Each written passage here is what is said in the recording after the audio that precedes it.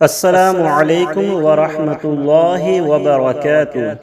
امید کرتے ہیں دوستو آپ سب خیر و عافیت سے ہوں گے۔ دوستو آج کی اس ویڈیو میں ہم آپ کو ایک ایسا عمل، ایک ایسا وظیفہ بتانے والے ہیں، یعنی سنانے والے ہیں کہ جس سے انشاءاللہ عز و جل آپ کی تمام پریشانیاں دور ہو جائیں گی۔ اگر آپ اپنے گھر میں پریشان حال ہیں، اگر آپ غریبی سے پریشان حال ہیں، اگر آپ جاب لیس ہیں، آپ کی جاب نہیں لگتی ہے اور گھر میں جھگڑے رہتے ہیں، گھر میں کوئی نہ کوئی بیمار رہتا ہے، گھر میں جادو جنات کا سایہ ہے، کسی نے آپ کو جادو کروا دیا ہے، یا پھر آپ ہر وقت ٹینشن میں رہتے ہیں، ہر وقت یہ خوف لگا رہتا ہے کہ کہیں ایسا نہ ہو کہ میرے ساتھ کوئی حادثہ ہو جائے، یا آپ رشتوں کی بندش سے پریشان حال ہیں، اگر آپ کے کاروبار میں بندش ہے، جی ہاں دوستو، تو آپ اس عمل کو، اس وظیفے کو ضرور سنیں۔ انشاءاللہ عز و جل آپ کی تمام پریشانیاں دور ہو جائیں گی۔ دوستو آپ سے گزارش ہے کہ اس ویڈیو کو لاسٹ تک ضرور سنیں اور دھیان سے ایک کمرے میں یا ایک جگہ الگ بیٹھ جائیں اور پورے دھیان سے توجہ کے ساتھ اس عمل کو، اس وظیفے کو، اس سورہ کو آپ سنیں۔ دوستو ایک اور آپ سے گزارش ہے کہ اگر آپ سچے پکے مسلمان ہیں تو آپ کو نماز کی پابندی کرنی چاہیے، کیونکہ جو مومن ہوتا ہے وہ کبھی نماز نہیں چھوڑتا ہے۔ آپ کو پانچوں وقت کی نماز پڑھنی چاہیے، کیونکہ دوستو اگر آپ نماز چھوڑتے ہیں تو نماز چھوڑنے سے گھر میں بے برکتی ہوتی ہے، روزی میں برکت نہیں ہوتی، عمر میں برکت نہیں ہوتی۔ اگر آپ نماز کی پابندی کریں گے تو انشاءاللہ عز و جل اس کی برکت سے آپ کی تمام پریشانیاں دور ہو جائیں گی۔ اور دوستو اگر آپ کے کوئی رشتہ دار ہیں یا آپ کے ساتھی ہیں، آپ کے دوست ہیں، فرینڈز ہیں، وہ بھی اگر پریشان حال ہیں، بیمار ہیں، تو ان کو بھی یہ ویڈیو آپ ضرور شیئر کریں، کیونکہ ہو سکتا ہے آپ کے ایک شیئر سے کسی کی زندگی بدل جائے، اور ثواب کی نیت سے اسے زیادہ سے زیادہ شیئر کریں، ثواب کی نیت سے اس ویڈیو کو خوب شیئر کریں۔ دوستو اس ویڈیو کو لاسٹ تک ضرور سنیں اور آپ آمین لکھیں۔ کمنٹ باکس میں آپ کو آمین لکھنا ہے، کیونکہ پتہ نہیں کس کی آمین اللہ عز و جل قبول فرما لے اور ہم سب کا بیڑا پار ہو جائے۔ تو دوستو آپ کو آمین کمنٹ باکس میں لکھنا ہے۔ تو آئیے بنا کسی دیری کے یہ عمل شروع کرتے ہیں۔ ہم پڑھیں گے اور آپ کو دھیان سے سننا ہوگا۔ آئیے شروع کرتے ہیں۔ بسم اللہ الرحمن الرحیم۔ یاسین والقرآن الحکیم انک لمن المرسلین علی صراط مستقیم تنزیل العزیز الرحیم لتنذر قوما ما انذر آباؤهم فهم غافلون لقد حق القول على أكثرهم فهم لا يؤمنون إنا جعلنا في أعناقهم أغلالا فهي إلى الأذقان فهم مقمحون وجعلنا من بين أيديهم سدا ومن خلفهم سدا فأغشيناهم فهم لا يبصرون وسواء عليهم أأنذرتهم أم لم تنذرهم لا يؤمنون إنما تنذر من اتبع الذكر وخشي الرحمن بالغيب فبشره بمغفرة وأجر كريم. إنا نحن نحيي الموتى ونكتب ما قدموا وآثارهم وكل شيء أحصيناه في إمام مبين. واضرب لهم مثلا أصحاب القرية إذ جاءها المرسلون إذ أرسلنا إليهم اثنين فكذبوهما فعززنا بثالث فقالوا إنا إليكم مرسلون. قالوا ما أنتم إلا بشر مثلنا وما أنزل الرحمن من شيء إن أنتم إلا تكذبون. قالوا ربنا يعلم إنا إليكم لمرسلون وما علينا إلا البلاغ المبين. قالوا إنا تطيرنا بكم لئن لم تنتهوا لنرجمنكم وليمسنكم منا عذاب أليم. قالوا طائركم معكم أئن ذكرتم بل أنتم قوم مسرفون. وجاء من أقصى المدينة رجل يسعى قال يا قوم اتبعوا المرسلين اتبعوا من لا يسألكم أجرا وهم مهتدون. وما لي لا أعبد الذي فطرني وإليه ترجعون. أأتخذ من دونه آلهة إن يردني الرحمن بضر لا تغن عني شفاعتهم شيئا ولا ينقذون. إني إذا لفي ضلال مبين. إني آمنت بربكم فاسمعون. قيل ادخل الجنة قال يا ليت قومي يعلمون بما غفر لي ربي وجعلني من المكرمين. وما أنزلنا على قومه من بعده من جند من السماء وما كنا مرسلين. إن كانت إلا صيحة واحدة فإذا هم خامدون. يا حسرة على العباد ما يأتيهم من رسول إلا كانوا به يستهزئون. ألم يروا كم أهلكنا قبلهم من القرون أنهم إليهم لا يرجعون. وإن كل لما جميع لدينا محضرون.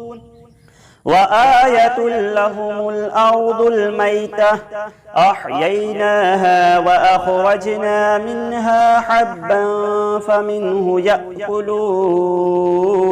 وجعلنا فيها جنات من نخيل وأعناب وفجرنا فيها من العيون ليأكلوا من ثمره وما عملته أيديهم أفلا يشكرون. سبحان الذي خلق الأزواج كلها مما تنبت الأرض ومن أنفسهم ومما لا يعلمون.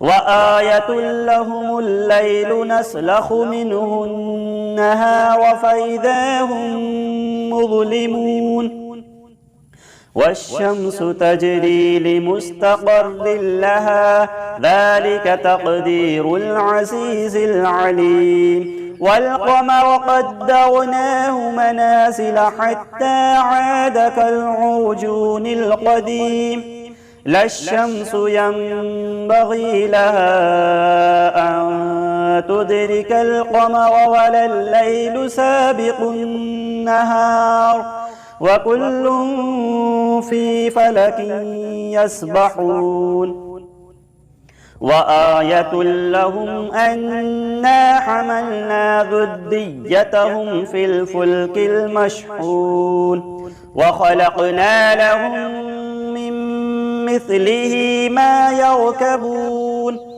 وإن نشأ نغرقهم فلا صريخ لهم ولا هم ينقذون إلا رحمة منا ومتاعا إلى حين وإذا قيل لهم اتقوا ما بين أيديكم وما خلفكم لعلكم ترحمون وما تأتيهم من آية من آيات ربهم إلا كانوا عنها معرضين وإذا قيل لهم أنفقوا مما رزقكم الله قال الذين كفروا للذين آمنوا أنطعم من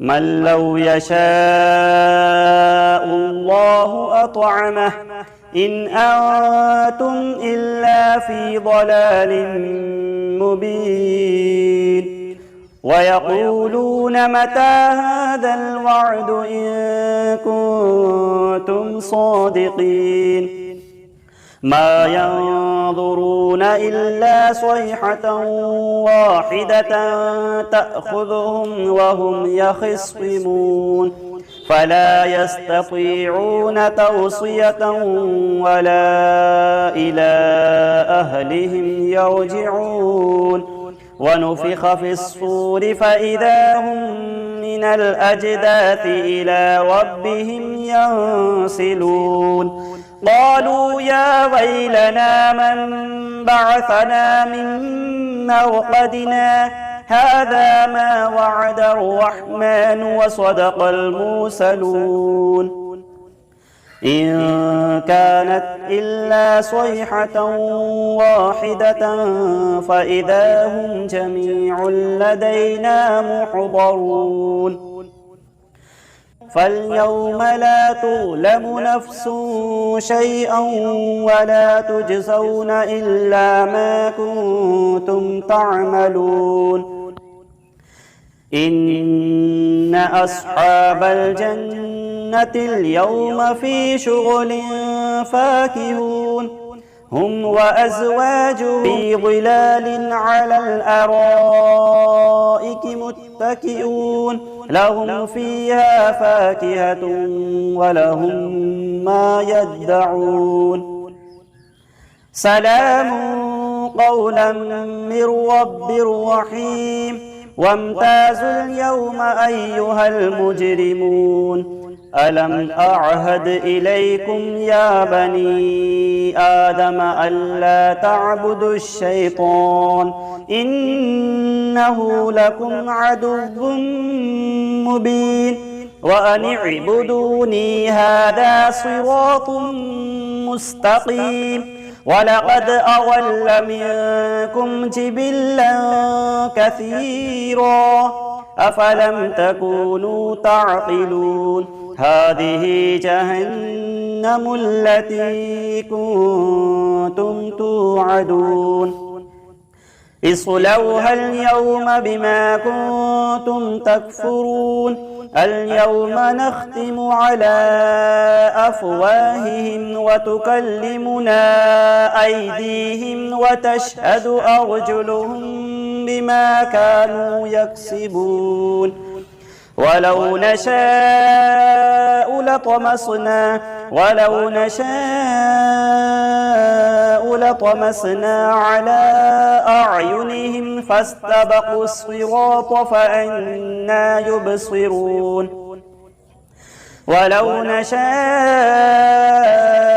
لمسخناهم على مكانتهم فما استطاعوا مضيا ولا يرجعون ومن نعمره ننكسه في الخلق أفلا يعقلون وما علمناه الشعر وما ينبغي له إن هو إلا ذكر وقرآن مبين لينذر من كان حيا ويحق القول على الكافرين أولم يروا أنا خلقنا لهم مما عملت أيدينا أنعاما فهم لها مالكون وذللناها لهم فمنها ركوبهم ومنها يأكلون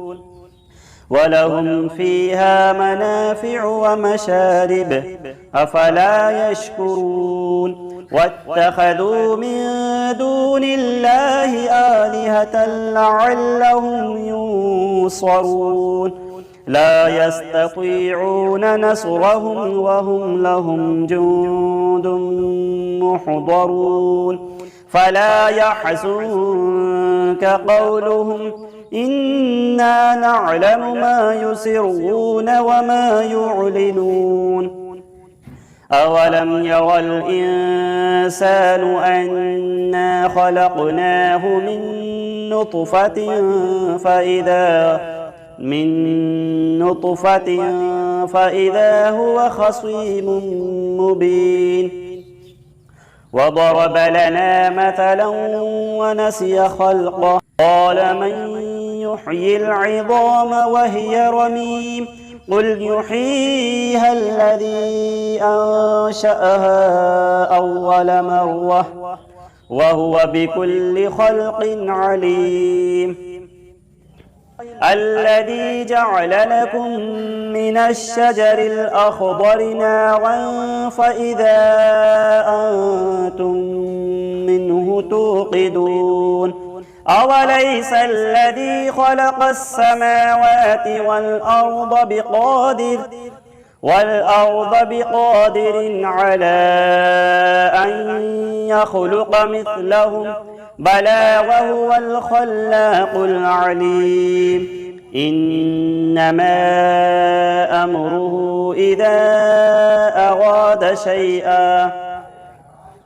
إذا أراد شيئا أن يقول له كن فيكون فسبحان الذي بيده ملكوت كل شيء وإليه ترجعون صدق الله العظيم.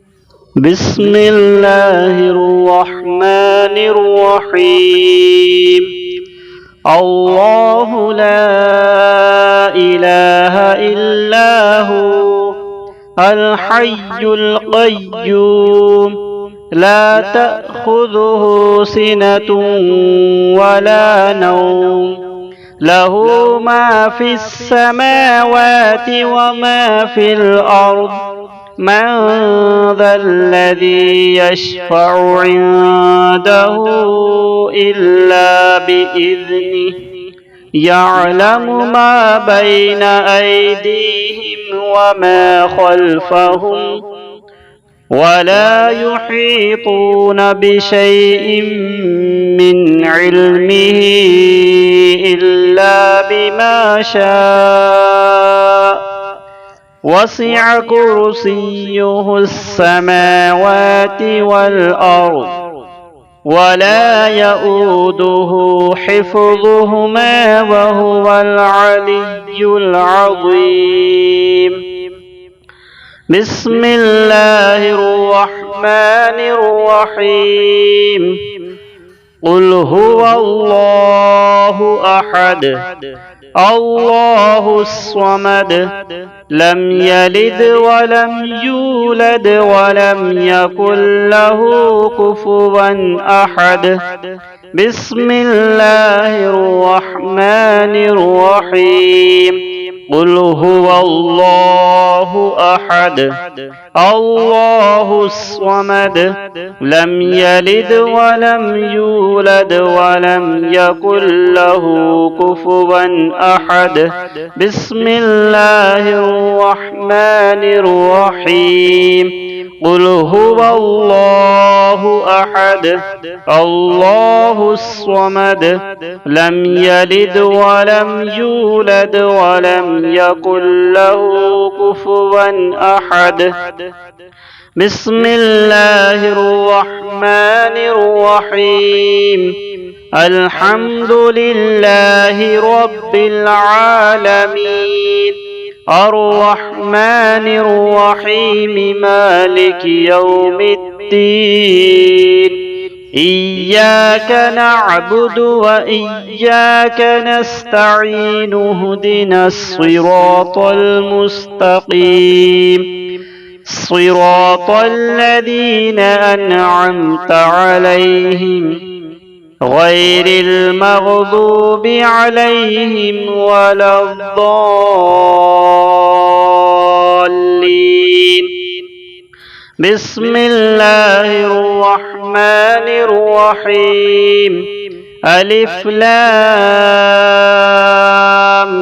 ميم ذلك الكتاب لا ريب فيه هدى للمتقين الذين يؤمنون بالغيب ويقيمون الصلاة ومما رزقناهم ينفقون والذين يؤمنون بما أنزل إليك وما أنزل من قبلك وبالآخرة هم يوقنون بسم الله الرحمن الرحيم اللهم صل على سيدنا ومولانا محمد معدن الجود والكرم وآله وبارك وسلم اللهم صل على سيدنا ومولانا محمد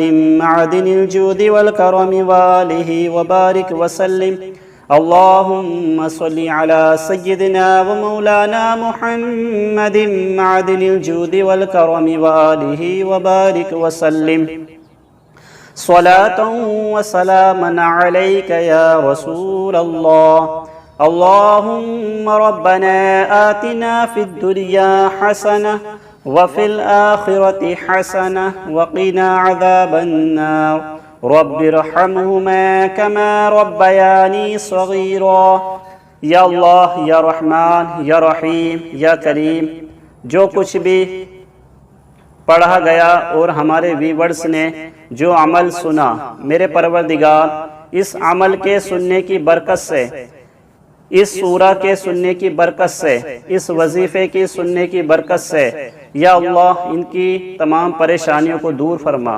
جتنے بھی ہمارے ویورز ہیں، ہمارے دیکھنے والے ہیں، ہمارے چاہنے والے ہیں، یا اللہ ان کی تمام پریشانی بیماریوں کو دور فرما۔ یا اللہ جو کچھ ہم نے پڑھا ہے اس کو اپنی بارگاہ میں قبول فرما۔ اس سب کا ثواب سب سے پہلے ہمارے پیارے آقا حضرت محمد مصطفیٰ صلی اللہ تعالی علیہ وآلہ وسلم کی بارگاہ میں پیش کرتے ہیں، مولا قبول فرما۔ پیارے نبی صلی اللہ تعالی علیہ وآلہ وسلم کے وسیلے سے تمام انبیاء اکرام، تمام صحابہ اکرام، اہل بیت، تابعین، تبع تابعین، ازواج مطہرات کی بارگاہ میں پیش کرتے ہیں، مولا قبول فرما۔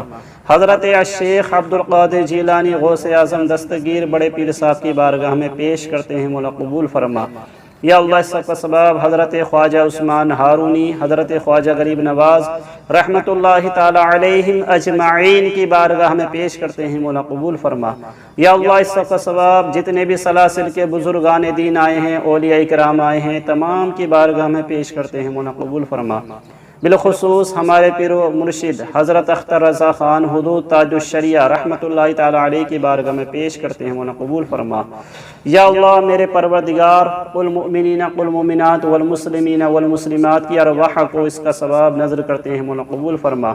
اور جتنے بھی ہمارے ویورز ہیں، ہماری ویڈیو دیکھنے والے ہیں، ان ویڈیو دیکھنے والے جتنے بھی ویورز ہیں میرے پروردگار، ان کے گھر سے جو بھی مومن مومنات آخرت کو کوچ کر گئے ہوں، ان کے ارواح کو اس کا ثواب نظر کرتے ہیں، مولا قبول فرما۔ ان کے گناہ کبائر صغائر کو معاف فرما۔ یا اللہ یا رحمان یا رحیم یا کریم، ہم نے جو یہ عمل یا وظیفہ پڑھا ہے، یا اللہ جو ہمارے ویورز نے یہ وظیفہ یہ عمل سنا ہے پروردگار، اس کی برکت سے تمام ہی ہمارے چاہنے والے، تمام ہی ہماری ویڈیوز کو دیکھنے والوں کے یا اللہ تمام پریشانیوں کو دور فرما۔ یا اللہ جو قرض دار ہیں ان کے قرضوں کو ختم کر دے، ان کو قرضے سے نجات عطا فرما۔ اور یا اللہ میرے پروردگار جو پریشان حال ہیں ان کی پریشانیوں کو دور فرما، جو بیمار ہیں ان کو شفائے کلی عطا فرما۔ یا اللہ جو پریشان حال ہیں ان کی پریشانیوں کو دور فرما، جو غریب ہیں ان کی غربت کو دور فرما۔ یا اللہ جو بے سہارا ہیں ان کو سہارا عطا فرما۔ یا اللہ جو بے روزگار ہیں ان کو غیب سے روزی عطا فرما۔ یا اللہ ان کی مدد فرما۔ یا اللہ ان کے گھر پر رحمت و انبار کی بارشیں نازل فرما۔ یا اللہ ہمارے تمام ہی دیکھنے والوں کو، ہماری تمام ہی ویورز کو پکا سچا نمازی بنا، اسلامی زندگی عطا فرما۔ اور یا اللہ ان کے جائز کاموں میں خوب برکتیں عطا فرما، ان کے کاروبار میں ترقی عطا فرما۔ اور یا اللہ جو بھی ہمارے اسلامی بھائی جوب لیس ہیں، جوب پر نہیں ہیں، ان کو اچھی جوب عطا فرما، جائز کاروبار عطا فرما۔ یا اللہ جو ہمارے بھائی بہن رشتوں سے بیٹھے ہوئے ہیں، یا اللہ ان کے لیے نیک رشتے عطا فرما، ان کے رشتے عطا فرما۔ یا اللہ تمام مسلمانوں کی تمام پریشانی بیماریوں کو دور فرما۔ اور یا اللہ ہم سب کو اسلامی زندگی عطا فرما، ایمانی موت عطا فرما، گناہوں کی ذلیل بیماری سے بچنے کی توفیق عطا فرما۔ یا اللہ جہاں جہاں پریشان حال ہیں، جتنے بھی مسلمان پریشان حال ہیں، جتنے بھی ہمارے بھائی مسلمان پریشان حال ہیں، ان کی پریشانی بیماریوں کو دور فرما، ان کی تنگ دستی کو دور فرما، ان کی غیب سے مدد فرما۔ وصلی اللہ تعالی علی خیر خلقہ محمد وعلی آلہ واصحابہ اجمعین برحمتک یا ارحم الراحمین۔ اللہم آمین بحق لا الہ الا اللہ محمد رسول اللہ۔ امید کرتے ہیں دوستو آپ نے یہ ویڈیو پوری دیکھی ہوگی، تو دوستو آپ نے اس عمل کو سنا اور دعا میں شامل بھی رہے۔ دوستو آپ کمنٹ باکس میں آمین ضرور لکھیں تاکہ ہمیں پتہ چل جائے کہ آپ نے اس عمل کو پورا سنا اور آپ نے آمین بھی کہا، اور آپ کی آمین کو اور ہماری دعا کو اللہ تعالیٰ اپنی بارگاہ میں قبول فرمائے۔ السلام علیکم ورحمۃ اللہ وبرکاتہ۔